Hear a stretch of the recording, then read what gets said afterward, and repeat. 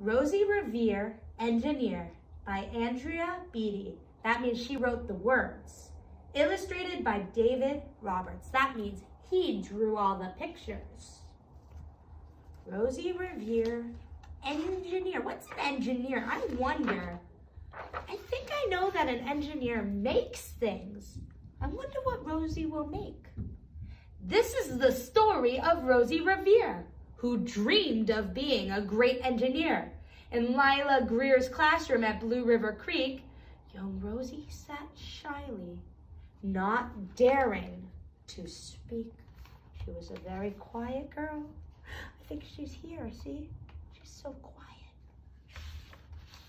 But when no one saw her, she peeked in the trash for treasures to add to her engineer stash.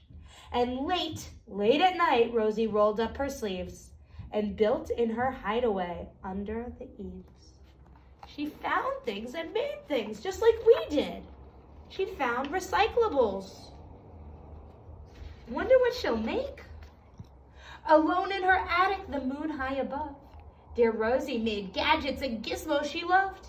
And when she grew sleepy, she hid her machines far under the bed, where they'd never be seen. She didn't want anyone to see it because she was so shy. When Rosie was young, she had not been so shy. She worked with her hair swooping over one eye. See, it only covers one eye. And she made fine inventions for her uncles and aunts, and a hot dog dispenser, and helium pants. The pants made him fly. That's so silly.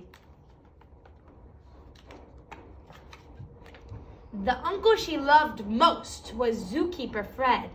She made him a hat to keep snakes off his head. From parts of a fan and some cheddar cheese spray, which everyone knows keeps the pythons away.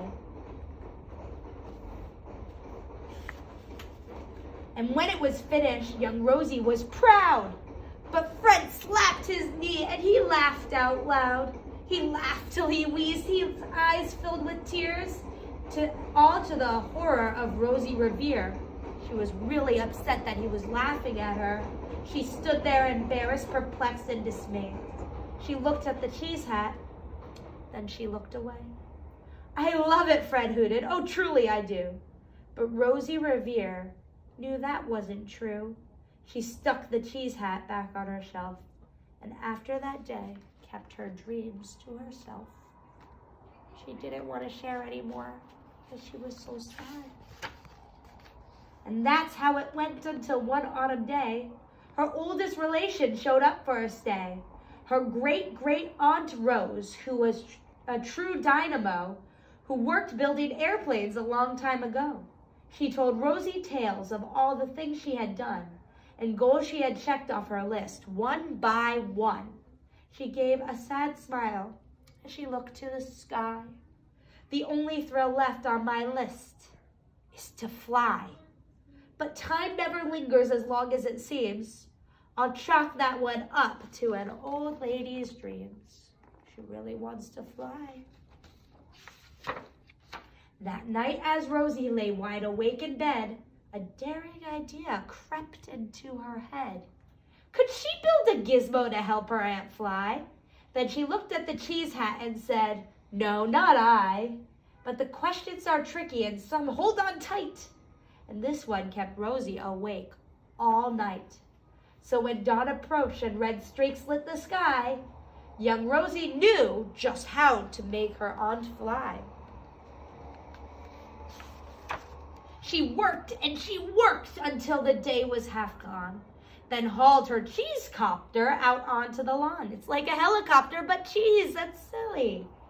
To give her invention a test just to see how ridiculous a flop it might turn out to be. Strapped into the cockpit, she flipped on the switch, and the heli cheese copter spun and twitched. It floated a moment, then whirled round and round, then froze for a heartbeat, then fell to the ground. Then Rosie heard laughter and turned around to see The old woman laughing and slapping her knee. She laughed till she wheezed and her eyes filled with tear, all to the horror of Rosie Revere, who thought, "Oh no, never, not ever again will I try to build something to sputter or spin, or build with a lever or switch with a gear, and I'll never be a great engineer." Oh, so sad. She turned round to leave, but then Great Aunt Rose grabbed a hold of young Rosie and pulled her in close and hugged her and kissed her and started to cry. "You did it! Hooray! It's the perfect first try. The great flop is over. It's time for the next." Young Rosie was baffled, embarrassed, perplexed. "I failed," said dear Rosie. "It's just made of trash." "Didn't you see it? My cheese copter crashed."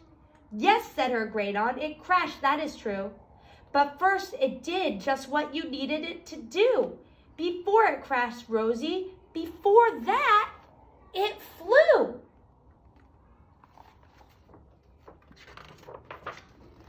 "Your brilliant first flop was a raging success. Come on, let's get busy and on to the next." She handed a notebook to Rosie Revere, who smiled at her aunt as it all became clear. Life might have its hard times, but this was not it. The only true failure comes when you quit. So you never quit. They worked till the sun sneaked away to its bed. Aunt Rose tied her headscarf around Rosie's head. See how hard she's working? And sent her to sleep with a smile ear to ear, to dream of bold dreams of a great engineer. At Blue River Creek, all the kids in grade 2 built gadgets and gizmos and doohickeys too. Each with perfect failure, they all stood and cheered, but none quite as proudly as Rosie Revere. What can you build at home? You can look for something to build for yourself.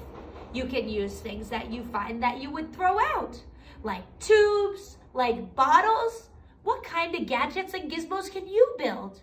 Maybe you can take a picture and show me. I really want to see. I'll see you soon. Thank you. Bye.